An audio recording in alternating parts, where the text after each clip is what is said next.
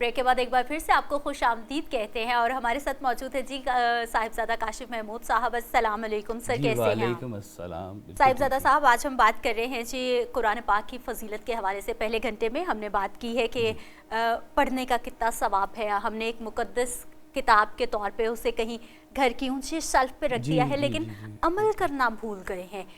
मतलब पढ़ने का सवाब है, छूने का सवाब है, देखने का सवाब है, लेकिन अमल करने का जो सवाब है, सीखना है, ज़ाब्ता हयात है, ज़िंदगी में शामिल करना है, वो तो कहीं रह गया।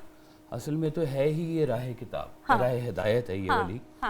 और कहते हैं कि जब कभी अल्लाह से बात करनी हो तो आप सजदा करें, अल्लाह से बात करें। माशाअल्लाह। और जब कभी ये सुनना हो कि अल्लाह ने आपसे क्या कहा है तो आप कुरान शरीफ पढ़ें। क्या बात, वो उसने खोल खोल के आपके साथ बात की है। कुरान पाक में तीन, जो अगर मैं देखता हूँ ना कि तीन टॉपिक बहुत ही मतवातर अल्लाह ताला ने इस पूरी किताब के अंदर जिनका जिक्र आया हुए हैं जी, रिपीट हुए हैं बहुत ज़्यादा, जिन पे बात की है। हाँ। एक तो सबसे पहले अल्लाह की वहदानियत, अल्लाह ने ख़ुद अपना तारुफ अपना कि मैं रहीम हूँ, करीम हूँ, गफ़ार हूँ, राज़िक हूँ, और मैं मुसव्विर हूँ, और मैं इंसाफ करने वाला हूँ, और मैं ही हूँ जो दिन रात बनाता है, और जुनूदुस समावात वल अर्द मेरे हैं, और मैं ही हूँ तुम्हें भेजने वाला, इज़्ज़त ज़िल्लत मेरे हाथ में है, मौत ज़िंदगी मेरे हाथ में है, बीमारी शफा मेरे हाथ में है। और अल्लाह ताला ने खोल खोल के अपना तारुफ इस किताब के अंदर करवाया। और दूसरा जो टॉपिक जो अल्लाह को बहुत पसंद है वो है सरकार दो आलम सल्लल्लाहु अलैहि वसल्लम का टॉपिक, कि ए हुजूर कह दीजिए, ए हुजूर ये आपको तंग करते हैं, आप इनसे ये कह दीजिए। और बार बार सरकार दो आलम सल्लल्लाहु अलैहि वसल्लम का जो ज़िक्र मुबारक है और उनकी तारीफ़ और तौसीफ़ जो है कुरान पाक में की गई। और तीसरा टॉपिक वो भी अल्लाह को बहुत पसंद है, और वो है इंसान का टॉपिक, कि आम इंसान क्या करे जब ये किताब पढ़ता है, उसके लिए राह हदायत ये कैसे है, और वो कैसे दूसरों के लिए मनफियत बख्श बन सकता है। मुझे याद है एक दफ़ा सरकार वाले साहब एक उर्स पे गए, तो वहाँ पर वो अलाव जल रहा था, जिसको ना हम पंजाबी ज़ुबान में कहते हैं मच जी, जेंजी उसको बॉन फायर कहते हैं। तो उसके गिर्द ना कोई दरवेश बैठे हुए थे। तो सरकार वाले साहब जाके बैठ गए वहाँ पर। एक दिन बैठे, 2 दिन बैठे, तीसरे दिन उठे वहाँ से। तो जब उठे तो वो आग और राख का पूरा एक लिबादा आपके ऊपर आ गया हुआ था। सही। तो जो साहब आपके साथ गए थे उन्होंने कहा, भाई साहब आप 3 दिन यहाँ बैठे रहे, आपने क्या हासिल किया यहाँ बैठ के? उनका 3 दिन तो तुम भी बैठे रहे हो, अब मुझे बताओ खाना मिला? उन्होंने कहा जी खाना मिला। अच्छा बताओ 3 दिन कोई गुनाह किया तुमने? तो उसने कहा जी गुनाह की तो नौबत ही नहीं आई, मैं तो 3 दिन इस इंतज़ार में बैठा हुआ था कि कब आप उठेंगे तो हम चलेंगे। तो आपने कहा यही तो फ़कीरी और दरवेशी है, कि पहले तुमसे लोगों को नुकसान ना हो, तुम लोगों के लिए मनफियत बख्श बन जाओ। क्या बात। कुरान हदीस ये सब बातें जो है ना वो इंसान को दर्जा देती हैं जहाँ पे उसको अशरफुल मखलूक़ात कहा गया। वो इसलिए कहा गया कि अल्लाह ने इंसान के बीच में जो एहसास पैदा किया है, दूसरों की खिदमत का जो जज्बा दिया है, वो इससे पहले किसी भी किताब में और किसी मज़हब में इतना खुले मफहूम में नहीं आया जितना कुरान पाक में आया। तो आम इंसान के लिए जगह जगह पर जब अल्लाह ताला, ये अब रमज़ान चल रहा है तो रमज़ान के रोज़े अल्लाह ताला ने क्यों रखवाए? वैसे तो अब दुनिया साइंस भी कहती है कि फास्टिंग जो है ये बहुत ही अच्छी चीज़ होती है, लेकिन साइंटिफिक एतबार से कहती है, यानी जो हमारी किताब हमें 1400 साल पहले बता चुकी है, वो साइंस अब प्रूव कर रही है कि फास्टिंग कितनी ज़रूरी है आपकी लाइफ ह्यूमन बॉडी के लिए। बिल्कुल। और फास्टिंग के साथ जो अल्लाह ताला ने इसका जो बातनी मफहूम दिया है वो है आपका तकवा, कि आप अपनी निगाहों की हिफाजत करते हैं, आप अपने कानों की हिफाजत करते हैं, आप अपनी ज़ुबान की हिफाजत करते हैं, आप अल्लाह के अहकामात को अपनी ज़िंदगी में शामिल करते हैं। तो जब वाह साहब का एक और फ़िक्रा मुझे याद आ गया कि मस्जिद की ज़िंदगी और मस्जिद के बाहर की ज़िंदगी जब बराबर हो जाए तो समझो तुम्हारी नमाज कायम हो गई है। सुभान अल्लाह, सुभान अल्लाह। अच्छा सर, फिर वो कॉन्वर्सेशनल स्टाइल है, اللہ پاک بار بار مکالمہ کرتا ہے، اللہ تعالیٰ ہاں بات چیت ہو رہی ہے. ایسا نہیں ہے کہ بس آرڈر مکالمہ ایسا ہوگا تو ایسا ہو جائے گا. مطلب ہر چیز کا جو ہے وہ اچھائی بھی بتائی جا رہی ہے، برائی بھی بتائی جا رہی ہے. اللہ تعالیٰ نے اوپن اینڈڈ چھوڑا ہوا ہے. یس کہ ہدایت لینا چاہتے ہو تو یہ فارمولا ہے، اس پہ کام کرو، تمہیں ہدایت مل جائے گی. اور اگر تم نہیں کرتے، تم نہ کرو، اس کا رزلٹ یہ مل جائے گا. یہ مل جائے گا. It's up to you. اور اللہ تعالیٰ اتنا خوبصورت نظام اللہ نے پیدا فرمایا ہے کہ وہ آپ کو فوری جو ہے نا وہ پنش نہیں کر رہا. آپ کی گناہ کی نیت ہو، موقع دیتا ہے. وہ کہتا ہے کہ تم اگر نیت تمہاری ٹھیک نہیں، عمل تمہارا ٹھیک نہیں ہے، توبہ کا موقع ہے، ابھی کر لو. کسی کے ماتھے کے اوپر اس کے گناہوں کی ریڈنگ نہیں آتی. ایک دفعہ محفل ہو رہی تھی واز صاحب کی، تو اس میں فرمایا کہ اچھا چلو پھر آج ایک کام کرتے ہیں کہ دعا کرتے ہیں کہ یا اللہ جیسے ہم اندر سے ہیں ویسے باہر مشہور ہو جائیں. کتنے لوگ آمین کہو گے اس بات کے اوپر؟ تو ایک محفل میں ایک دم سے سناٹا چھا گیا کہ یا اللہ تو ستار العیوب ہے، تو ہمارے پردہ پوشی کرنے والا ہے. تو جب آپ اللہ خود پردہ پوشی کر رہے تو تمہارے پاس کتنا موقع ہے کہ اب بھی تم اللہ کی طرف رجوع کر جاؤ. اور اللہ کہتا ہے کہ دوڑ پڑو میری طرف، نیکی کے عمل کی طرف، مجھے میرے تقرب کے لیے تم میری طرف دوڑ پڑو. سبحان اللہ. اور کہا کہ پورے کے پورے اسلام میں داخل ہو، آدھے نہیں چاہیے، پورے چاہیے، تاکہ آپ وہ جو ہم پہلے بات کرتے ہیں کسٹمائز لباس والی نہیں، پورے کے پورے اس سانچے میں ڈھل جاؤ. کیونکہ وہ جو کسٹمائز ہو چکا ہے سر، وہ بیسٹ آف دی بیسٹ ہے. اور اس ساری سچویشن میں اگر ہم بات کریں، آپ نے بات کی ہے توبہ کی کہ ہم سے کوئی غلطی ہو گئی، کوئی اللہ پاک بار بار کہہ رہے ہیں کہ توبہ کر لو، معافی مانگ لو، پریشان مت ہو، میری طرف لوٹ آؤ. اور پھر اگر کچھ چاہیے تو پھر اتنا خوبصورت ہمیں دعا کی صورت میں کہ مجھ سے مانگو، جو مانگو گے وہ کئی گنا ہو کر آپ کو ملے گا. باقی مہمان بس اس کا تقرب بھی تو سب سے زیادہ قیمتی ہے. کہتے ہیں ایک فرشتہ جا رہا تھا تو اس نے دیکھا ایک بہت عابد زاہد انسان عبادت میں مشغول ہے. تو فرشتے نے کہا کہ میں جا رہا ہوں عرش پر، تو کوئی اللہ کو میسج دینا ہے تو دے دو مجھے. تو اس نے کہا کہ میرا فلانا کام نمبر 1 2 3 4. تو فرشتے نے کہا اوکے میں سمجھ گیا، تمہارا میسج مل جائے گا. انہوں نے کہا ابھی تو میرے بہت سارے کام رہتے ہیں، مجھے اور بھی کئی باتیں بتانی تھی. تو فرشتے نے کہا کہ میں اللہ کو میسج دے دوں گا کہ تمہیں اللہ کے سوا سب کچھ چاہیے. تو ہمیں آج کے دور میں سب کچھ چاہیے. اللہ ہمیں اپنی زندگی میں جتنا ہم اس کے قریب ہوں گے، سرکار والد صاحب کہا کرتے تھے کہ جتنی محنت سے تم رزق حاصل کرتے ہو، اس سے کم محنت میں رازق خود مل جاتا ہے. کیا بات ہے، بہت خوبصورت. سر پروگرام میں ہمارے باقی مہمان بھی موجود ہیں، ان سے بھی آپ کا تعارف کروا دیتے ہیں. جی عدنان رضوی صاحب ہمارے ساتھ موجود ہیں، اسلامک اسکالر ہیں. سر آپ کو پروگرام میں خوش آمدید کہتے ہیں. اویس صابری صاحب ہمارے ساتھ موجود ہیں، نعت خواں ہیں، آپ کو بھی خوش آمدید کہتے ہیں. یہ پروگرام کے پہلے حصے میں بھی ہمارے ساتھ موجود تھے اور ابھی بھی یہ نعت خوانی کے لیے ہمارے ساتھ موجود ہیں. محمود الحسن صدیقی صاحب نعت خواں ہمارے ساتھ موجود ہیں، بہت مشہور نعت خوان موجود ہیں جی، انٹرنیشنل لیول کے. ماشاءاللہ بالکل ہم لوگ دیکھتے آئے ان کو. اور ڈاکٹر وسیم صاحب، ڈاکٹر وسیم اللہ شاہین صاحب جی، یہ ہمارے ساتھ آج آن لائن موجود ہیں. تو ہم چاہیں گے کہ یہ بھی ہمیں جوائن کریں. السلام علیکم ڈاکٹر صاحب. وعلیکم السلام، کیسے آپ؟ الحمدللہ الحمدللہ. آپ نے پوڈ کاسٹ میں سینکڑوں سوال مجھ سے پوچھے ہوں گے، آج میری باری ہے. اللہ اکبر. اب آپ بدلے نہیں، ہم کوئی بدلے والے سوالوں کی نشست پہ نہیں ہیں، ہم بڑی پیاری پیاری باتیں کرنے والے نشست پہ ہیں آج. جی ڈاکٹر صاحب، آپ اکثر فرماتے ہیں کہ الحمدللہ انسان جو ہے وہ ہائیبرڈ ہے، روح اور جسم کا ایک کمبینیشن ہے. اور اللہ تعالیٰ نے اس کو بنا ایسے ہے کہ مٹی کھنکتی ہوئی میں پانی تھا اور اس میں پھر روح کا جب عنصر ڈالا گیا تو انسان وجود میں آیا. تو آپ اکثر اپنی ویڈیوز میں اور اپنے جتنے شوز ہوتے ہیں اس میں دونوں پہلوؤں کے اوپر آپ اکثر کنسیڈر کرواتے ہیں کہ جسمانی صحت اور روحانی صحت. تو عام انسان اس کو بیلنس کیسے کرے، ذرا اس پہ ضروری روشنی ڈالیے گا. جی انسان جو ہے نا، بالکل آپ نے صحیح کہا کہ انسان روح اور جسم کی کمبینیشن ہے. روح کو اللہ کا ذکر چاہیے، جسم کو صحیح خوراک اور ورزش چاہیے. یہ جو رمضان کا مہینہ ہے، یہ بھوک اور پیاس کاٹنے کا مہینہ نہیں ہے، یہ ایک ڈسپلن کا مہینہ ہے، برداشت بڑھانے کا مہینہ ہے.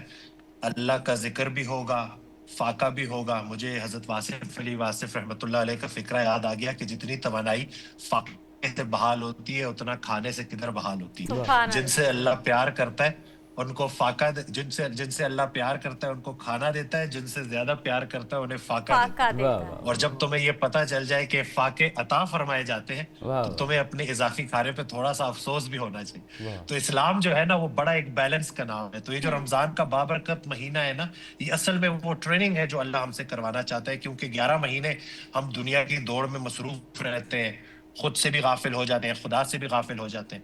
تو یہ جو رمضان کا مہینہ ہے یہ ہمیں خود سے بھی آشنا کرتا ہے اور خدا سے بھی آشنا کرتا ہے. تو اس بیلنس کے ساتھ جب ہم چلتے ہیں اور رمضان کے مہینے کو پریکٹس کرتے ہیں, احساس بیدار ہوتا ہے, بھوک پیاس کی شدت کا اندازہ ہوتا ہے, ہماری ارد گرد نظر دوڑتی ہے کہ ہمارے معاشرے میں ایسے لوگ ہیں جو محروم ہیں, جو جی. مسکین ہیں.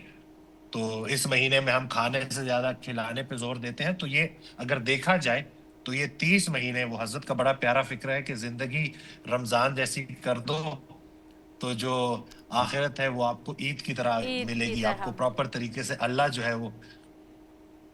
آپ اس فکرے کو ذرا ریپیٹ کر دیں کہ جو زندگی رمضان جیسی زندگی کر دو رمضان تو جیسی بنا لو, موت عید موت عید ہوگی. جیسی ملے گی تمہیں. سبحان اللہ. سبحان اللہ. ڈاکٹر اللہ صاحب اکبر. تو اللہ ہمیں توفیق دے کہ یہ جو 30 دن ہے اس کو ہم آگے بھی کنٹینیو رکھیں ڈاکٹر صاحب آپ استقامت کے بڑی ساتھ, کیونکہ حضرت ارشاد فرماتے ہیں کہ ڈاکٹر صاحب بڑی پیاری باتیں جی آپ جی کر رہے بسم ہیں کہ اللہ. ہمارا یہ ایک طرح کا ٹریننگ تربیتی ورکشاپ ہے ہماری رمضان المبارک جو ہمیں اللہ تعالیٰ کی طرف سے عطا کیا گیا ہے. سر ہم تو بس 10 12 15 روزوں تک جو ہے وہ بہت زیادہ اسلامی ہو جاتے ہیں, ایک دم سے ہم لوگ نمازیں بھی ادا کرتے ہیں, زیادہ سے زیادہ نفلی عبادات میں بھی چلے جاتے ہیں, لیکن جیسے 10 12 15 روزے ہوتے ہیں پھر ہم شاپنگز میں لگ جاتے ہیں, پھر ہماری نمازیں بھی قضا ہونا شروع ہو جاتی ہیں, پھر ہم دنیا کی طرف چل پڑتے ہیں. کس طرح سے یہ ساری چیزیں اپنی ذات کا, اپنی شخصیت کا حصہ بنائی جا سکتی ہیں کہ ہم لوگ دنیا داری بھی کریں لیکن ان چیزوں کو بھی ساتھ لے کے چلیں؟ دیکھیں, دیندار کا دنیا دار ہونا بھی عبادت ہے.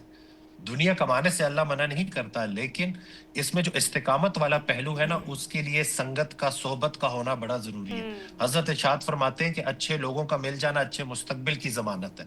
تو جب آپ کا ماحول ویسا ہو جائے گا, آپ کو اچھے لوگ مل جائیں گے, اور جب انسان صحیح معنوں میں تنہائی میں بیٹھ کے سوچے گا کہ وہ اس دنیا میں آیا ہے تو کسی مقصد کے تحت آیا, با مقصد زندگی کو کوئی ڈر خوف نہیں ہوتا. تو ہم جب مقصد کو دریافت کر لیتے ہیں نا, قرآن کریم کو بھی اگر ہم دیکھیں تو اس کے اوپر اگر ہم غور کریں تو قرآن کریم ہمیں 4 چیزیں بتاتا ہے کہ اللہ ایک ہے, dos and don'ts, purpose of life اور ہیئر آفٹر آخرت. تو کچھ عرصے کے بعد ہم نے ویسے بھی اس دنیا سے نکل جانا ہے, تو جب ہم آئے ہیں تو یہاں کچھ کام کرنے کے لیے آئے ہیں. جب انسان کو اس حقیقت کا علم ہو جائے کہ وقت تھوڑا ہے, زندگی تھوڑی ہے, اور اس تھوڑی سی زندگی میں ڈھیر سارے خیر کے کام کرنے, اور جب اللہ کا وہ شوق انسان کو عطا ہوتا ہے نا, اور جب اس کو پتہ چلتا ہے, وہ جو حضرت کا ایک بڑا پیارا فکر ہے کہ جہاں اللہ نے پابند کیا ہے وہاں آزاد نہ ہونا, جہاں آزاد کیا ہے وہاں پابند نہ واہ ہونا. واہ. تو جب اس پابندی میں انسان کو وہ آزادی نظر آنی شروع ہوتی ہے اور اس کو وہ سکون قلب ملتا ہے. میں جس کرسی پہ بیٹھا ہوں, میں ڈاکٹر ہوں, میرے پاس کئی لوگ آتے ہیں, تو میں اسی نتیجے پہ پہنچا ہوں کہ دنیا کا سب سے امیر انسان وہ ہے جس کے پاس صحت ہے اور دل کا سکون ہے. واہ. اور آپ کو بے شک. دل کا سکون اللہ کے بتائے ہوئے راستے سے ہی ملتا ہے, مخلوق خدا کو آسانیاں پہنچانے سے ہی ملتا ہے. تو یہ جو اللہ نے ہمیں ایک مہینہ دیا ہے, اگر اس کو ہم استقامت کے ساتھ آگے لے کے چلتے رہیں اور اپنی ذات کے ساتھ مخلص ہو جائیں اور سنسیئر ہو جائیں, تو ہماری ساری پرابلم جو ہے وہ دور ہو جائیں. کیونکہ حضرت کا جو یہ فکرہ ہے نا کہ پریشانی حالات کی وجہ سے نہیں, خیالات کی وجہ سے ہوتی ہے. خیالات کی اور وجہ وہ خیالات اسی لیے پریشان ہوتے ہیں, ہمارا حسن خیال اسی لیے خراب ہوتا ہے کیونکہ ہم اللہ کی بتائی ہوئی باتوں پہ عمل نہیں کر رہے. سرکار وائس صاحب کا مجھے ایک جملہ یاد آ گیا. آپ فرماتے ہیں کہ تمہارا گھر سامان سے بھرا ہو, تمہارا دل خواہشات سے بھرا ہو, پیٹ تمہارا خوراک سے بھرا ہو, تو ایسے میں تمہارے دماغ کا خالی ہونا لازمی ہے. یعنی کہ یہ ساری چیزیں جو ہے نا, دنیا کی ہوس اور دنیا داری اور دنیا کی طمع جس کو کہا ہے, لالچ کہا جاتا ہے, وہ اپنی زندگی سے جتنا مائنس کرتے جائیں گے آپ کی روح اتنی زیادہ نکھرنا شروع ہو جائے گی, کاشف اجلنا شروع ہو صاحب. جائے اب گی. دیکھنے والے اور میرے جیسے جو کم عقل لوگ ہیں وہ یہ سمجھ رہے ہیں کہ کیا ہم ترقی نہیں کریں, یا پھر یہ طمع میں اور ضروریات میں اپنی زیادہ سے زیادہ جو ان کو پورا کرنے میں، یہ ہم نے ڈفرینشیٹ کس طرح سے کرنا ہے؟ کیونکہ آج کی زندگی گزارنے کے لیے ہمیں مطلب اچھی زندگی کے لیے بہت ساری سہولیات تو چاہیے نا. ڈاکٹر صاحب سے پوچھتے ہیں نا، ڈاکٹر صاحب بتائیے اس موضوع کے اوپر ڈفرینشیٹ کیسے کریں کہ آپ کس حد تک آپ کو دنیا حاصل کرنی ہے اور کس حد تک دنیا نہیں آپ کو حاصل کرنی. اس کے اوپر اسی کے اوپر حضرت واصف علی واصف رحمۃ اللہ علیہ کی بڑی پیاری دعا ہے کہ یا اللہ ہمیں اتنا دے کہ ہم خوش ہو جائیں اور ہم تیری راہ میں اتنا دیں کہ تو خوش ہو جائے. جو حاصل ہے اس کو اگر کچھ تقسیم کر رہے ہو تو پھر یہ دنیا بھاری نہیں لگے گی. لیکن اگر دنیا میں ہی الجھ گئے، نبی کریم صلی اللہ علیہ وآلہ وسلم کی حدیث مبارکہ ہے، اس کا مفہوم ہے کہ ایک صحابی کے کندھے پہ ہاتھ رکھ کر نبی کریم صلی اللہ علیہ وسلم نے ارشاد فرمایا کہ دنیا میں ایسے رہو جیسے کوئی اجنبی رہتا ہے یا جیسے کوئی مسافر رہتا ہے. تو وہ صحابی اس حدیث کو مرکز بنا کر اکثر کہا کرتے کہ دن مل جائے تو شام کا انتظار نہ کرنا، شام مل جائے تو صبح کا انتظار نہ کرنا. تو یہ جو آپ نے بھی تھوڑی دیر پہلے ایک فکر ارشاد فرمایا نا کہ جتنی محنت ہم رزق تلاش کرنے میں کرتے ہیں اس سے تھوڑی محنت میں پورا رازق مل جاتا ہے. اسی کے اوپر ایک حدیث قدسی ہے کہ اللہ کریم ارشاد فرماتا ہے کہ اے میرے بندے، جیسے میں تجھ سے کل کا کام نہیں مانگتا، تو مجھ سے کل کا رزق بھی نہ مانگ. تو اگر ہمارا توکل اللہ سے ایسے قائم ہو جائے تو یہ دنیا ہمیں تنگ نہ کرے. ہماری پریشانیاں کیا ہے؟ سٹیٹس، پیسہ، لوگ، مطلب وہ دنیا دار کی قیامت کیا ہے کہ پیسہ چلا جائے، اور محبت والوں کی جو قیامت ہے وہ یہی ہے کہ محبوب جدا ہو جائے. تو یہ جو محبت والے ہیں، اگر وہ صحیح معنوں میں اپنے دل سے پوچھے نا کہ اصل کامیابی کیا ہے، تو جواب یہی آئے گا کہ کامیابی یہی ہے کہ آس پاس کے پیارے خوش ہوں، ایک خوبصورت آسودہ سی زندگی ہو کہ جس میں آپ کا یہ جو 60-70 سال کا سفر ہے وہ خوشی سے گزر جائے. کسی نے حضرت سے پوچھا نا کہ کتنی دنیا بناؤ، تو ارشاد فرمایا اتنی جتنا چھوڑنے پر راضی ہو، کیونکہ چھوڑ تو تم نے دینی ہے. تو بعض اوقات دنیا اتنا آپ کے اوپر حاوی ہو جاتی ہے کہ موت بھی مشکل ہو جاتی، کیونکہ جب چھینے گا نا پھر تکلیف ہوگی، چھوڑ دو گے تو تکلیف نہیں ہوگی. نہیں بات بہت اچھے. آپ ڈاکٹر صاحب یہ ٹریننگ کے اوپر بھی بہت ساری آپ کی ویڈیوز بھی موجود ہیں، اسٹرینتھ ٹریننگ کے اوپر بھی آپ کی موجود ہیں، اور آپ آن لائن سیشنز بھی ماشاءاللہ لیتے ہیں. آپ کے پاس اتنے پیشنٹس بھی آپ کے پاس آتے ہیں، دونوں آتے ہیں، روحانی بیماریوں والے بھی اور جسمانی بیماریوں والے بھی. تو زیادہ آج کل کے جو لوگ ہیں وہ جسم والی دنیا میں زیادہ الجھے ہوئے ہیں یا روح والی دنیا میں زیادہ الجھے ہوئے ہیں؟ دیکھیں، دن بدن کھلتے کلینکس اس بات کی دلیل ہے کہ انسان کا باطن بیمار ہو چکا ہے، روح بیمار ہے. اور روح کی بھی بیماری کی ایک بڑی وجہ یہی ہے کہ اگر آپ دیکھیں پچھلے 100 سالوں میں زندگی ایک دم سے بدل سی گئی ہے. یہ آپ دیکھ لیں کہ خوراک ملاوٹ زدہ ہو گئی ہے، ہم آرام کی آرزو میں بے آرام ہو رہے ہیں، چھوٹی چھوٹی بات پہ ہم ٹینشن لے رہے ہوتے ہیں. ہمارا رہنا اتنا امپورٹنٹ نہیں ہے، ہمارا دکھاوا زیادہ امپورٹنٹ بن چکا ہے. تو سب کچھ، اور اسی وجہ سے یہ بیماریاں بڑھ رہی ہیں. زندگی جتنی سادہ ہوگی خیال اتنا بلند ہوگا. تو ہمیں ابھی واپس اسی سادگی کی طرف جانا پڑے گا. وہ جو اسلام کی ٹیچنگز ہے اس پر عمل کرنا پڑے گا. نبی کریم صلی اللہ علیہ وسلم کی حدیث مبارکہ ہے کہ قوی مومن بہتر ہے اللہ کی نظر میں ضعیف مومن سے. تو قوی مومن نے اپنے آپ کو physically, mentally, emotionally, spiritually strong کیا ہوتا ہے. تو پہلے آپ نے اپنی خدمت کرنی ہوتی ہے تاکہ آپ دوسروں کی کر سکیں. تو یہ وہ دور ہے جس میں ہمیں ایکسرسائز کے لیے بھی آواز لگانی پڑ رہی ہے. اور قرآن کریم کی بھی ایک آیت ہے نا کہ لقد خلق الانسان فی کبد، ہم نے انسان کو مشقت کے لیے پیدا کیا. ایک حدیث مجھے یاد، پر سخت اور دوسروں پر نرم ہو. تو یہ جو ڈسپلن ہے نا، یہ جو اس رمضان کے مہینے کا جو مشقت سکھاتا ہے، خوراک سے دوری، بھوک پیاس کاٹنا، اعتدال کرنا چیزوں میں، بیلنس، وہ یہی ہے کہ انسان اپنے آپ کے اوپر کام کر سکے، اپنی ذات کی طرف متوجہ ہو سکے. تو میرے پاس جتنے لوگ آتے ہیں ان سب کو میں یہی کہتا ہوں کہ خود سے محبت کرو، خود سے محبت، خدا سے محبت، اپنی ذات کے ساتھ مخلص ہو جاؤ. تو میں یہی جو ہے میرا مشن ہے کہ میں لوگوں کو یہ اویئرنیس دوں کہ لوگوں کو ڈائٹ، ایکسرسائز، لائف کے آرگینک کرنے کی، لائف کے سمپل کرنے کے فائدے پتہ چل سکے. ایک ڈاکٹر صاحب آپ کا جو ہے نا بڑا قیمتی ایک پروگرام ہے جس کا نام ہے شوگر ریورسل پروگرام، جو کہ لوگ نہیں مانتے کہ آپ کی جو شوگر ہے یہ کبھی ریورس بھی ہو سکتی ہے، اور دوائیاں اور انسولین اور آپ کی باڈی کے اندر اب تو وہ گیجٹس لگنے شروع ہو گئے ہیں کہ انسولین اندر ہی ایجیکٹ ہو جائے گی، اور یہاں پہ موبائل لگا کے ہر وقت چیک کر رہے ہوتے ہیں کہ کتنی شوگر ہے ہماری اور کیا ہے.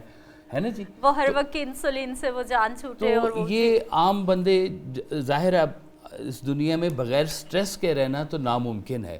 تو سٹریس ایک بڑا کاز ہوتا ہے یہ انسولین کے لیے. آپ کسی کو کیا سجیسٹ کریں گے کہ سب سے پہلے وہ کون سے ٹیسٹ کروائے تاکہ اس کو پتہ چلے کہ وہ اپنی بیماری کے کس دہانے تک وہ پہنچ چکا ہوا ہے؟ دیکھیں اگر آپ کو ڈائبٹیز ہے یا آپ کی فیملی ہسٹری ہے کہ جس میں آپ کا رسک زیادہ ہے تو یہ جو کچھ ٹیسٹ میں بتا رہا ہوں نا یہ تو لازمی کروائیں. آپ نے فاسٹنگ انسولین ٹیسٹ کروانا ہے. ڈائبٹیز ٹائپ 2 ڈائبٹیز کی جو جڑ ہے اس کو کہتے ہیں انسولین ریزسٹنس. اس کا ہمیں پتہ چلتا ہے فاسٹنگ انسولین ٹیسٹ سے. شوگر ٹیسٹ نہیں، وہ الگ ہے. Fasting insulin test. پھر ہم نے دیکھنا ہے ہمارا لبلبا پینکریاس کتنا کام کر رہا ہے، اس کا ٹیسٹ ہے سی پیپٹائڈ. پھر ہم نے دیکھنا ہے کہ کہیں ہمارے کولیسٹرول کی کوالٹی تو خراب نہیں ہوئی، اس ٹیسٹ کو کہتے ہیں لپڈ پروفائل. پھر ہم نے دیکھنا ہے ہماری باڈی میں سوزش کتنی ہے، اس کو کہتے ہیں سی آر پی. اور ایک جو مشہور زمانہ ٹیسٹ ہے ایچ بی اے 1 سی 3 ماہ کی شوگر کا ٹیسٹ. تو اگر آپ کو ڈائبٹیز ہے یا آپ کی فیملی ہسٹری ہے تو 6 ماہ میں ایک دفعہ یہ ٹیسٹ لازمی کروائیں تاکہ آپ کو پتہ چلے کہ آپ کی باڈی کے اندر کیا چل رہا ہے. اور جب میں ڈائبٹیز ریورسل کی بات کرتا ہوں نا تو حضرت کا مجھے فکرہ یاد آتا ہے کہ ہم اپنی چال ٹھیک کر لیں گے تو ستاروں کی چال ٹھیک رہے گی. تو ڈائبٹیز بائی چانس نہیں ہے، بائی چوائس ہے. کیا میں اچھا کھاتا ہوں، کیا میں ورزش کرتا ہوں، کیا میرا توکل اللہ پہ اسٹرانگ ہے، کیا میری نیند اچھی ہے. زندگی کے دسترخوان پر سب سے میٹھی ڈش میٹھی نیند ہے. حضرت کا بڑا پیارا فکر ہے. تو یعنی کہ ان چیزوں کے اوپر کام کرنا ہے کہ کہیں میں ان چیزوں کا سٹریس تو نہیں لے رہا جو میرے اختیار میں نہیں. جیسے رزق کا وعدہ اللہ نے کیا. تو بہت ساری پریشانیاں غلط فہمیاں تو ہم نے خود ہی کریٹ کی ہوئی ہوتی ہیں. اور ڈائبٹیز کے ہونے کی ایک بڑی وجہ سٹریس بھی ہے. جب ہمارا سٹریس ہارمون زیادہ ہوتا ہے، کورٹیسول کے لیولز بڑے ہوتے ہیں، اس کی وجہ سے بھی شوگر بڑھ جاتی. یہ سٹریس تو کو سب انہی سے چیزوں پہلے کو ہم نے بہتر یہ جب سٹریس آتا ہے ڈاکٹر صاحب تو سب سے پہلے انسان کو اس سٹریس کو کیسے میئر کرنا ہے، روکنا کیسے ہے کہ وہ ہماری باڈی کے اوپر اثر انداز ذرا کم ہو، زور کا جھٹکا ذرا دھیرے سے لگے. اللہ اکبر. وہ اس کے لیے اچھے لوگوں کا ملنا ضروری ہے، استاد کا ملنا بڑا ضروری ہے. اوور تھنکنگ کو اوور کلیریفیکیشن ٹھیک کر. آپ کا سٹریس بڑھ چکا ہے جس کی وجہ سے آپ کی نیند بھی چلی گئی ہے. بستر سونے کی جگہ سوچنے کی جگہ نہیں ہے. اور آپ دیکھ رہے ہیں کہ آپ تھکے تھکے رہتے ہیں، اب پہلے جیسے کام نہیں کر پا رہے. تو آپ کو سائیکالوجسٹ کے پاس جانا چاہیے. جسم بیمار ہو جائے تو طبیب کی ضرورت پڑتی ہے، روح بیمار ہو جائے تو حبیب کی ضرورت پڑتی ہے. تو ایک جسمانی معالج بھی ہونا چاہیے اور ایک روحانی معالج بھی ہونا چاہیے. ہاں ماشاء اللہ کی حال سڑاوا دل دا کوئی محرم راز نہ ملتا. اچھا ڈاکٹر صاحب مجھے سر یہ بتائیے، ایک تو یہ جو ڈائبٹیز کی، ڈپریشن کی، ٹینشن کی ہم بات کر رہے ہیں، کوئی ماننے کو تیار ہی نہیں ہے کہ ہماری غلطی ہے. سدھار تو تب ہوگا نا، ٹھیک ہونا تو تب چیزیں شروع ہوں گی جب ہم نے ماننا شروع کر دیا کہ ہماری غلطی ہے، جب ہم نے جھکنا شروع کر دیا، جب ہم نے اپنے اندر سے انا ختم کر دی. ہم تو ہر چیز کا قصوروار دوسرے کو ٹھہراتے ہیں. ہمارا تو ہماری زندگیوں میں سر کوئی قصور ہے ہی نہیں. غلط راستے پہ ہونے کا احساس ہی صحیح ہونے کی دلیل ہے. جس انسان کو اپنی غلطی کا احساس ہو جاتا ہے وہ اللہ کی رحمت میں داخل ہو جاتا ہے. تو یہ پہلا سٹیپ ہے کہ سب سے پہلے وہ حضرت ایک وظیفہ جو ارشاد فرمایا کرتے تھے کہ استغفر اللہ اور الحمدللہ ساتھ پڑھا کرو. جو میں نے کیا اس پہ استغفر اللہ اور جو تو نے کیا اس پہ الحمدللہ. تو سب سے پہلے تو شیطان کے پاس عبادت تھی، استقامت تھی، ندامت نہیں تھی. انسان کے پاس ندامت ہے. کئی ہزار سالوں کے سجدے ضائع ہو گئے کیونکہ اس کے پاس یہ بات نہیں تھی کہ غلطی ہو گئی معافی دے دے. اب معبود تو تھا محبوب نہیں تھا. معبود تو تھا محبوب نہیں تھا. محبوب نہیں تھا. تو جو انسان اپنی غلطی مان لیتا ہے نا، معافی مانگنے والا بڑا دلیر ہوتا ہے. تو یہ سب سے پہلے تو ایکسیپٹنس ہے نا کہ اپنی میں سے میں کو نکالو گے تو اللہ کی بات سمجھ آئے گی نا. اور وہ میں تبھی نکلے گی جب ہم معافی. حضرت کا بڑا پیارا فکر ہے کہ اگر ہم معافی مانگنا اور معاف کرنا شروع کر دیں تو ہم ایک عظیم قوم بن سکتے ہیں. کیا بات، بہت خوبصورت، بہت خوبصورت. اچھا سر، آغاز کہاں سے کریں؟ ذرا دیکھنے والوں کو مشورہ دے دیجئے کہ آج سے ہی شروع کرنا ہے، ابھی سے شروع کرنا ہے، اور کیا شروع کرنا ہے؟ وہ الجھا ہوا ریشم ہے، اس کا کون سا سرا کہاں سے ڈھونڈیں اور شروع کر دیں ہم؟ وہ بھی ہوگا کسی کا نور نظر جو کھٹکتا ہے خار آنکھوں میں. ہم نے اپنی کہانی میں نا بڑے ویلنز بنا لیے. ہمیں اللہ کی بنائی ہوئی مخلوق کے چہرے برے لگنے لگے ہیں، استغفر اللہ۔ تو اگر آپ کی زندگی میں کوئی ایسا ویلن ہے کہ جس کو آپ نے قصوروار ٹھہرایا ہے، حضرت کا ایک بڑا پیارا فکر ہے کہ جس انسان نے اپنی پریشانی کی ذمہ داری کسی دوسرے انسان پر ڈالی، اس کی پریشانی قیامت تک ختم نہیں ہوگی۔ تو سب سے پہلے تو اللہ کی مخلوق کو معاف کرنا شروع کریں۔ مخلوق کا گلہ خالق سے نہیں کرنا، خالق کا گلہ مخلوق سے نہیں کرنا۔ صحیح۔ گلہ کرنے والے اذیت میں رہتے ہیں، شکر کرنے والے لطف میں رہتے ہیں۔ تو آج ہی فیصلہ کریں کہ life is beautiful as it is, اس میں امینڈمنٹ نہیں کرنی، اگر مگر نہیں کرنی۔ جب کوئی ایک نعمت کمزور پڑ جائے تو باقی نعمتوں کا شکر ادا کرنا چاہیے، اور زندگی کا سب سے بڑا راز یہ کہ ہم اللہ کی نعمتیں شمار نہیں کر سکتے۔ تو پہلا قدم یہی ہے کہ لوگوں کو معاف کریں، اور اگر کوئی چہرہ آپ کو برا لگنے لگا ہے تو اس کے لیے نماز میں ہاتھ اٹھا کے دعا کریں، کیونکہ آپ اصل میں یہ کہنا چاہ رہے ہیں کہ یا اللہ، آپ تو مجھے بڑے پیارے رکھتے ہیں، آپ کے بندے مجھے پیارے نہیں لگتے۔ تو خالق پیارا لگتا ہے تو خالق کی مخلوق بھی پیاری لگنی چاہیے۔ معاف کرنا مشکل کام ہے، لیکن اس کا ریوارڈ بہت بڑا ہے۔ جزاک اللہ ڈاکٹر صاحب، بہت خوبصورت گفتگو فرمائی ہے آپ نے، اور مجھے پتہ بھی ہے وقت بہت قیمتی ہوتا ہے۔ آج آپ کے بیٹے کی روزہ کشائی بھی ہے، ہماری طرف سے اس کو بہت بہت مبارکباد بھی دیجیے گا، اور اللہ آپ کو خیر سے رکھے۔ رمضان میں آپ نے ہمیں دوبارہ وقت دیتے رہنا ہے، یہ آپ یہ ہماری کمٹمنٹ کر کے ریکویسٹ ہے جائیں۔ آپ سے۔ ہاں، کمٹمنٹ کر کے جائیں۔ آپ بلاتے رہے، ہم آتے رہیں گے انشاءاللہ، اور ہم نے یہاں سے انشاءاللہ۔ اٹھ کے جانا بھی کدھر ہے؟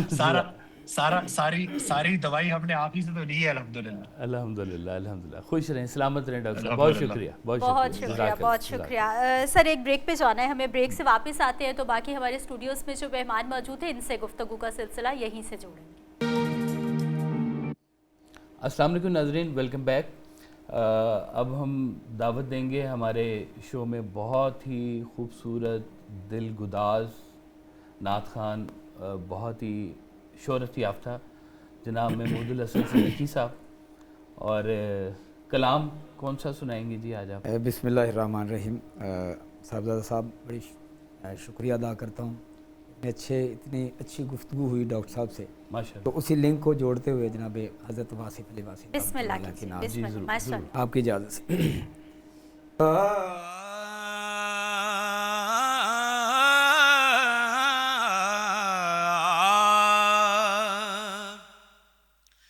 حضور ہی کے کرم سے بنی ہے بات میری، حضور ہی کے کرم سے بنی ہے بات میری، حضور پر ہو فدا ساری کائنات میرے، حضور پر ہو فدا ساری کائنات،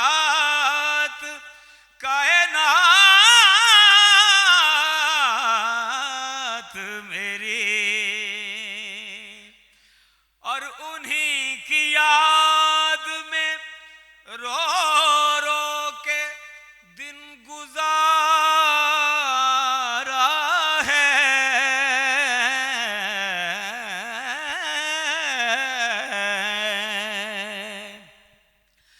انہی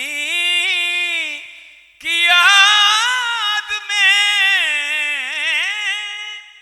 رو رو کے دل گزارا ہے، انہی کے ذکر سے روشن ہوئی ہے رات میرے، انہی کے ذکر سے روشن ہوئی ہے رات میرے۔ اور جناب شعر دیکھیے، حضور ہی کا تصور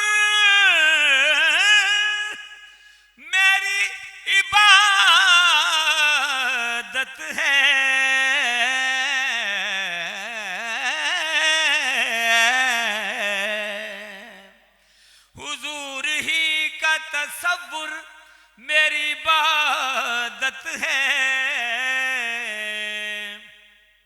حضور کے ہی وسیلے سے ہے نجات میرے، حضور ہی کے وسیلے سے ہے نجات میری۔ اور آخری شعر دیکھیے کتنا خوبصورت لکھا حضرت صاحب نے، نکل رہے ہیں جو یاد رسول میں آنسو،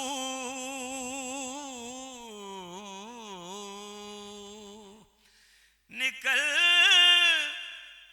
رہے جو یاد رسول میں آنسو، یہی درود میرا ہے، یہی صلاۃ میرے، یہی درود میرا ہے، یہی صلاۃ میری، حضور ہی کے کرم سے بنی ہے بات میرے۔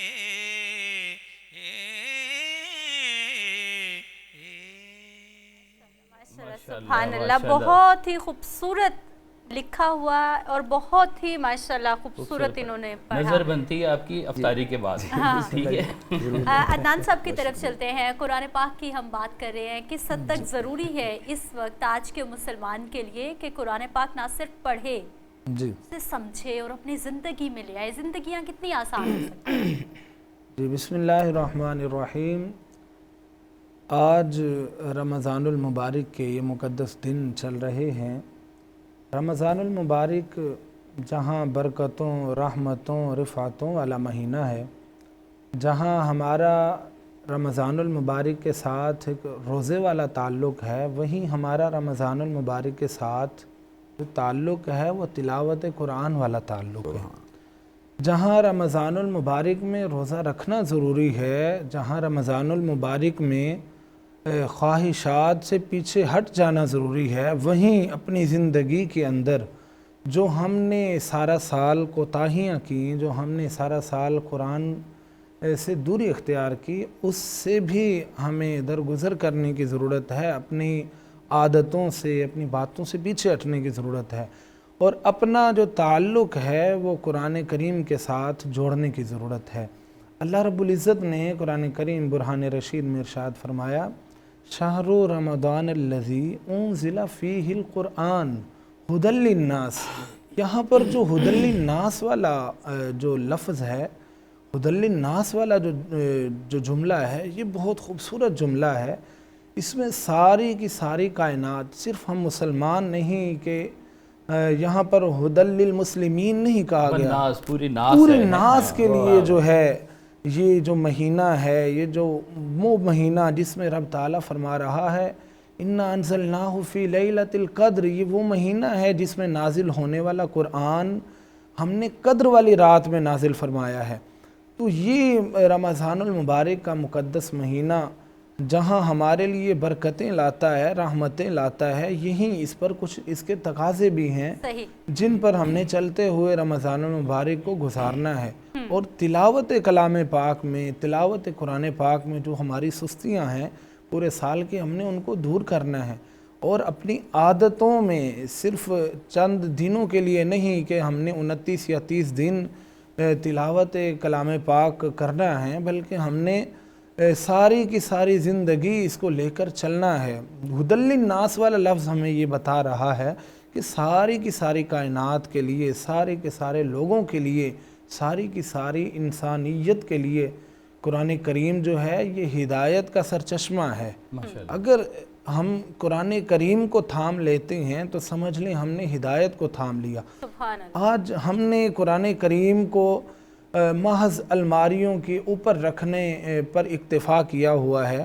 قرآن کریم ہر گھر میں موجود ہے لیکن الماریوں کے اوپر موجود ہے، یا ہم نے بہن بیٹی کو رخصتی کرتے ہوئے، ان کو رخصت کرتے ہوئے قرآن کریم کے سائے میں قرآن کریم کی چھاؤں میں لے جانے کا اہتمام کیا ہوا ہے، لیکن وہاں ہم اپنی بہن اپنی بیٹی کو، اور بلکہ خود سب سے پہلے تو خود عمل کرنے کی ضرورت ہے نا۔ ماشاءاللہ آپ ایم فل آپ نے کیا ہوا ہے الحمدللہ۔ کم علماء حضرات ہیں ماشاءاللہ جو اتنے پڑھے لکھے بھی ہوتے ہیں۔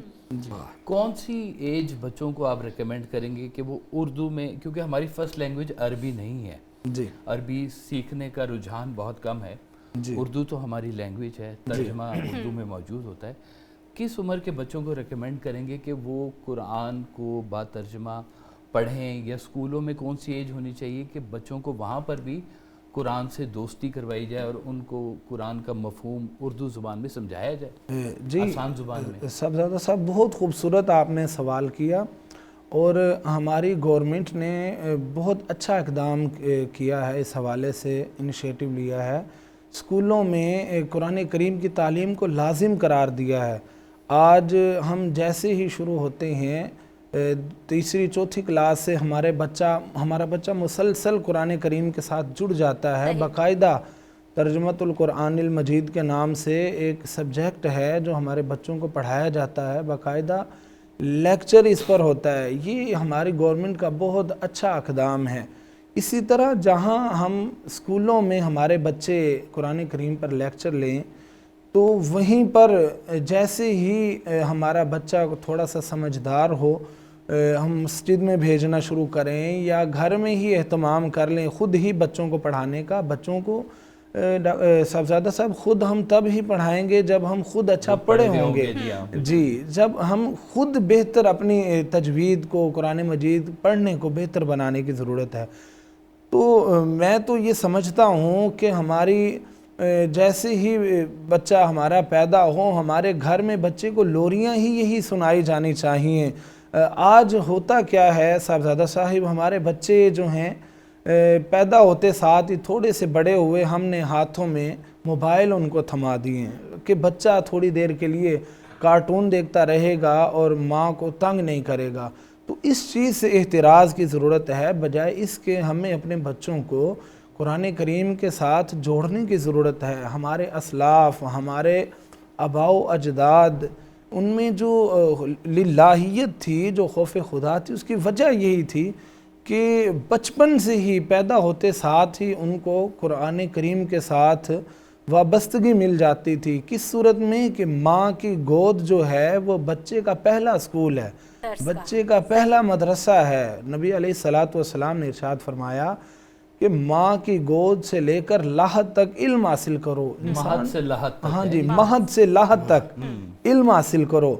تو مہد میں علم ہم تب ہی حاصل کریں گے جب ہماری مائیں ہمیں قرآن کریم کی لوریاں سنائیں گی، جب ہماری مائیں ہمیں قرآن پڑھ پڑھ کر سنائیں گی۔ ہاں جی، قرآن کے قرآن کریم یاد ہے میرے بچپن میں ٹی وی پر نا، وہ پی ٹی وی پر قصص الانبیاء ایک پروگرام لگا کرتا تھا، تو میں نے خاص طور پہ کہا ہوا تھا اماں جی کو بھی اور سرکار کو بھی کہ جب وہ پروگرام لگے آپ نے مجھے اٹھانا ہے۔ میں اتنے شوق سے وہ سنتا تھا قصص الانبیاء، تھوڑی سی اینیمیشن بھی بنائی ہوتی تھی لیکن وہ کسی وجہ سے بڑی اٹریکٹیو لگتی تھی، ذرا یاد دہانی بھی ہو جاتی ہے، آپ کو خوبصورت لگتی ہے، تاکہ بچوں کے اندر ذوق شوق پیدا ہو۔ ہماری نوجوان نسل کا مستقبل جو ہے وہ کرتا ہی ڈیپینڈ اس بات کے اوپر ہے کہ کتنی ہدایت کے اوپر چل رہے ہیں۔ اچھا عدنان صاحب، یہ جو بات کر رہے ہیں ہم قرآن پاک کو پڑھنے کے حوالے سے، عربی ہماری فرسٹ لینگویج نہیں ہے، نہ ہم لوگ اس طرح سے سیکھتے ہیں نہ پڑھتے ہیں۔ ہم قرآن پاک پڑھنا تو سیکھ جاتے ہیں لیکن اس کو سمجھتے نہیں ہیں۔ اس وقت کتنا ضروری ہے کہ ہمارے گھروں میں ہم قرآن پاک پہ جتنا پڑھنے پہ زور دیتے ہیں عربی میں، اتنا سیکھنے پہ بھی زور دیں کہ یہ قرآن ہمیں کہہ کیا رہا ہے۔ جی بہت خوبصورت بات آپ نے کہی ہے۔ جہاں تک قرآن کریم کو پڑھنا ضروری ہے، اس سے کہیں زیادہ قرآن کریم کو سمجھنا ضروری ہے۔ آج ہم نے اس بات پر تو زور دیا ہے کہ قرآن مجید کے 30 سپارے ہیں، رمضان المبارک کے 30 دن ہیں، ہم نے روزانہ ایک سپارہ ترتیب سے پڑھنا ہے تاکہ رمضان المبارک کے آخر میں ہمارے 30 پارے مکمل ہو جائیں. آج ہمیں اس بات کی ضرورت ہے, ہم اس طرف توجہ کیوں نہیں دے رہے کہ بجائے مقدار زیادہ کرنے کے ہم مقدار کم کر لیں لیکن سمجھ کر تو پڑھیں. کوالٹی ہاں جی جی, ہم سمجھ کر تو پڑھیں کہ ہمارا رب ہم سے کہہ کیا رہا ہے, ہمارا رب ہمیں کیا فرما رہا ہے. صحیح. اچھا مجھے سر یہ بتائیے کاشف صاحب کہ جس طرح میں ترجمے کی بار بار بات کرنے کی اس لیے کوشش کر رہی ہوں کہ ہمیں پتہ بھی تو چلے نا. ٹھیک ہے وہ جو ہم ویسے قرآن پاک پڑھتے ہیں اس کا تو فضیلت ثواب اللہ پاک کے ہاں بہت زیادہ ہے, لیکن اس کو سیکھنے, اس کو سمجھنے, زندگی میں شامل کرنے سر ہمارے عام گھروں میں یہ پریکٹس ہی نہیں ہے کہ ہم اسے سمجھیں یا پھر ترجمے کے ساتھ پڑھنے کی. سب سے پہلے تو بڑی ضرورت ہوتی ہے کہ بچوں کے ساتھ آپ گفتگو تو کرنا شروع کریں. جی, ان کے ساتھ دوستی تو کریں, جی, وہ آپ پہ ٹرسٹ تو کریں. ٹرسٹ تو کریں, آپ کی بات کو وہ تبھی ویلیو دیں گے جب ان کا آپ پر ٹرسٹ ہوگا. تو وہ ٹرسٹ بلڈ ہوگا تو کوئی آپ اللہ کی بات ان کو سکھا سکتے ہیں. تو بعض اوقات بزرگ ہم نے دیکھا کہ قرآن کے بڑے بڑے مفاہیم وہ چھوٹے سے ریپر میں ہمیں بنا گولی کی طرح کے دے کے یہ لو بیٹا جھوٹ نہ بولنا, تو کتنا بڑا ایک سبق مل جاتا ہے. تو اگر ابا جی خود جھوٹ بول رہے ہوں گے تو بچوں نے پھر کہنا ہے کہ ابا جی آپ خود تو وہی کرتے ہیں جو ہمیں منع کر رہے ہیں, تو پھر کیسے ہوگا. تو اس کی تاثیر نہیں آتی. میرے خیال وقت کم بھی رہ گیا ہے, تو چونکہ بیٹھے ہیں ہمارے اویس رضا صابری صاحب بھی ماشاء اللہ. بات ان پر جو چھوڑ دیتے ہیں,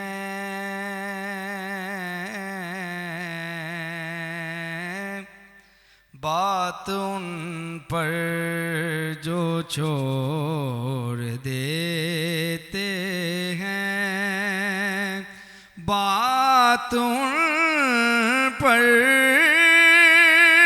جو چھوڑ دیتے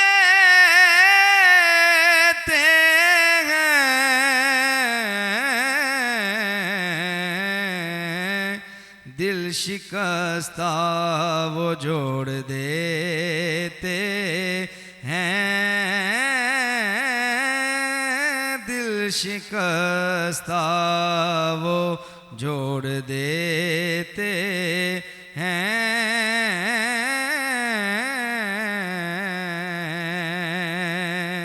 ان کے جود و سخا کا کیا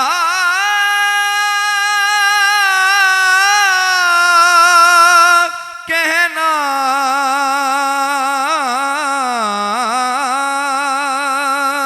ان کے جود و سخا کا کیا کہنا, لاکھ مانگو کروڑوں دیتے ہیں,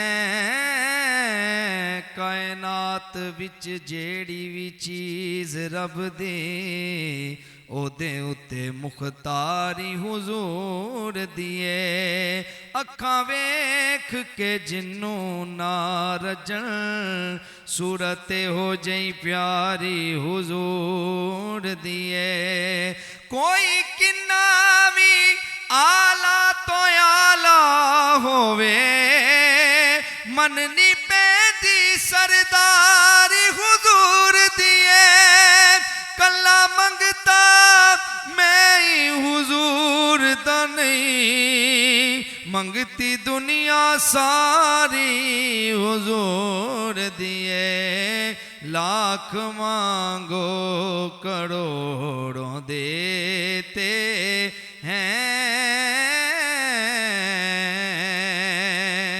جس طرف وہ نظر نہیں آتے ہم وہ راستہ ہی چھوڑ دیتے ہیں, ہم وہ راستہ ہی چھوڑ دیتے ہیں. ہاتھ قدرت کے ان کے دشمن کو ہاتھ قدرت کے ان کے دشمن کو توڑ دیتے مروڑ دیتے ہیں کعبہ بنتا ہے اس طرف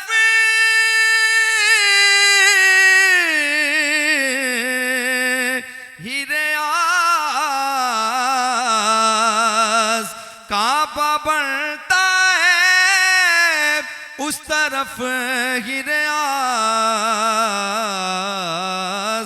رخ جدھر کو وہ موڑ دیتے ہیں رخ جدھر کو وہ موڑ دیتے ہیں دل شکستہ وہ جوڑ دیتے سبحان اللہ، ماشاءاللہ ماشاءاللہ، بہت ہی حسین۔ سر آج کا پیغام دیجیے دیکھنے والوں۔ جی آج جو ہمارا ٹاپک جس طرح سے بنا ہے، سب سے پہلے بات یہ کہ والدین خود سے اس توجہ میں ہوں کہ اللہ کے حبیب کے راستے پہ وہ خود بھی چلنا چاہتے ہیں، کیونکہ اب وہ تبلیغ زبان والی چلے گی نہیں، اب تبلیغ چلے گی کردار والی، عمل والی، تاکہ آپ کے بچے آپ کو دیکھ کر خود سے انسپائر ہوں اور اس چیز کو بہت اچھا سمجھیں۔ مجھے یاد ہے میرے بچپن میں میرے دادا حضور مجھے نماز کے لیے لے کے جاتے تھے، وضو خانے کی صفائی مجھ سے کرواتے تھے، مسجد کا صحن صاف کرواتے تھے، صفے مجھ سے بچھواتے تھے، اور کبھی جمعہ کا روز ہونا تو میں نے وہ صفائی کرنے کے بعد وہاں پر میں نے نعت کے 2-3 اشعار پڑھ کے سنانے۔ تو جب آپ بچوں کو ساتھ لے جا کر وہاں پہ یہ سارے عمل کروا رہے ہوتے ہیں تو وہ ذوق و شوق خود ان کے اندر پیدا ہونا شروع ہو جائے گا۔ اب وہ وقت ہے کہ زبانی بات نہ کی جائے اور کردار کے طور پر، عمل کے طور پر ان کے سامنے کچھ ایسا رکھا جائے، ورنہ یقین کریں باہر کی دنیا بہت بے درد ہے، وہ ایک اور طرح کی تعلیم دے رہی ہے، ہمارے بچوں کو نئے قسم کے چیلنجز درکار ہیں، اور بڑا مشکل دور سر، بڑا مشکل دور شروع ہو گیا۔ عطان صاحب کیا کہنا چاہیں گے آپ دیکھنے والوں کو آج کے پروگرام کی وساطت سے؟ جی صاحبزادہ صاحب نے بہت ہی خوبصورت بات کی، میں اسی بات کو آگے لے کر چلنا چاہوں گا کہ آج کا جو دور ہے محض رسمی تبلیغ کا نام نہیں کہ ہم اپنے بچوں کو ڈانٹ ڈپٹ کر کے یا کوئی بات کہہ کر منع کر دیں، بلکہ اپنی زندگی کو عملی نمونہ بنا کر اپنے بچوں کو دکھانے کی ضرورت ہے، اور اپنے بچوں کو خود سے ثابت کرنے کی ضرورت ہے کہ بیٹا دیکھو، والدہ بچوں کو بتانے والی ہو کہ بیٹا دیکھیں آپ کے بابا نماز پڑھنے مسجد گئے ہیں تو آپ نے بھی جانا ہے۔ ایسا نہیں آج کے دور میں چلے گا کہ آپ خود تو گھر بیڈ پر ریسٹ کر رہے ہوں اور آپ کی بیگم یا بیوی بچوں کی والدہ جو ہیں وہ بچوں کو نماز پڑھنے کا کہیں یا تلاوت کلام پاک کا کہیں۔ تو ہمیں عملی طور پر اپنی زندگی کے اندر قرآن و حکیم کے احکامات کو لازم کرنے کی ضرورت ہے۔ جی ٹھیک ہے، بہت ہی پیاری بات کہ عمل ہوگا تو بچے سیکھیں گے۔ سر وقت بہت قلیل ہے، ایک شعر میں ایک شعر جی پچھلے دنوں یہ وائرل ہوا کلام بابا جی کا، بسم اللہ۔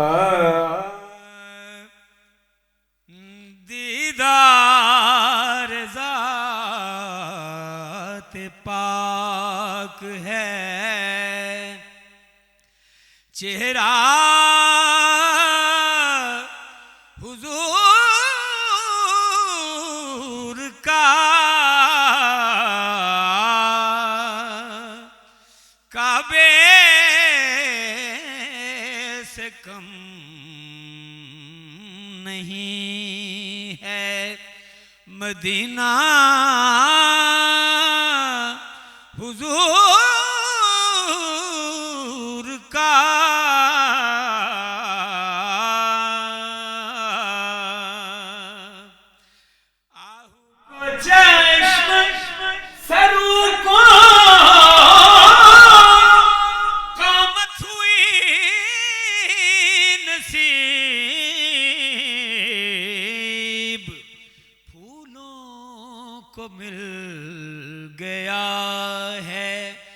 पसीना